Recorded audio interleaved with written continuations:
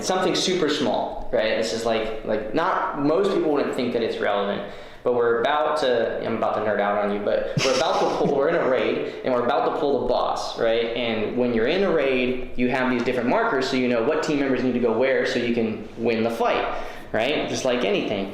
And so we lay these markers down, and they're the markers that us as the leaders of the group wanted to use. And one of them didn't like the markers. But motherfucker, you joined our group. Right. You followed our rules, right? And at the very second, right before the pull, he pressed the button to change the markers, and once the fight starts, you can't change markers back, right? And so that little thing, number one, I'm livid. Yep. Because in the real world, like, you're not going to do that shit in my face. Yeah. You know what I mean? Yeah. Like, but because you did that here, I automatically know right away your general characters in life.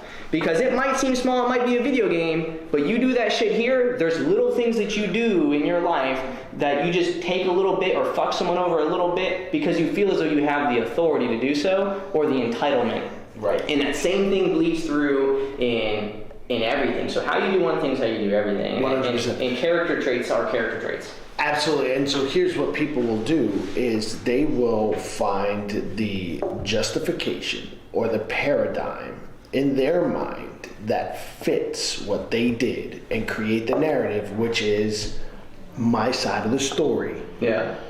And there shouldn't actually be like, well, my side of the story is this. Yeah. Like, here's how I look at this now. I no longer have to worry about my side of the story because I know what I do. And I'm not going to try to convince somebody else that it's any different. And here's why. Because at the end of the day, if I know this is not what I did, but yet this is what you're trying to hold me accountable for, that's fine. Through time, you will see my character.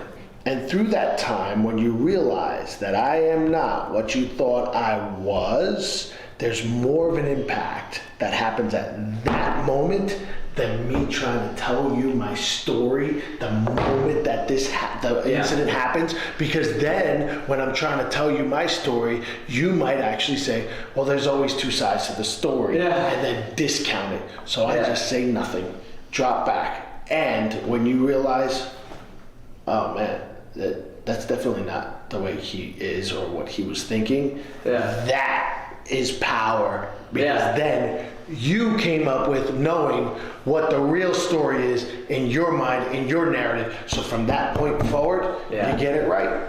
In the direct to seller marketing phase or in any sales process, like when you're coming as the authority, you're coming because you have information this other person doesn't. And there's a thing in the investments, like what I was talking about with the novations, like people won't tell them the whole story, right? And then they get trapped when the person sees how much you made, and you're like, you got to backstep and try to defend yourself on why it's okay. And so a really good example of this is like liens on properties, code enforcement liens specifically. You can wipe those out. If I'm buying those lots from this guy, as soon as we close on that property, I'm gonna go to the county and I may have to pay $1,000, maybe, if that, right? I'd probably be able to get fully wiped off. I'm gonna tell them, hey, I'm building 6 new homes, I just closed on it, I signed the hold harmless to close, can you wipe off these liens? And next week it's being demoed, right? And they'll forgive me and they'll be done. Because all they want is for the property to be nice, right? And what most people will do is they'll go to the seller and they'll be like, hey, well, you got a $15,000 lien, so I can't buy it. I got to take $15,000 off the price, and I'm going to have to pay that. When in all reality, they know they're probably not going to have to. However, there's a risk that you will. And so the right way to approach it would be, hey, seller, now you have this lien on the property. I'm not going to lie to you. I'm taking a risk that I'm going to have to pay that, but I'm going to fight my best to not pay that. I'm going to go to the county and try to fight it, but there's a chance it's 50-50 or whatever the percentage is in that county that I'm going to have to pay at least something. And so I'm offering you this because I have to cover my ass, but I don't want you to think that that I'm telling you that it's not possible to get it removed. I want you to know that you could potentially go get it removed and then sell the home and maybe make 15 more. But because you're not going to be doing anything with this property, unless you were to actually fix the problem, most likely that's not going to happen. The reason I might be able to get it removed is because I'm going to actually fix up the property or demo it or build new homes, and so I have that as bargaining power with the county. Correct. And so most people, though, what they'll do is they'll talk the seller down, knowing that they're going to be able to go back and battle it and make 15 more.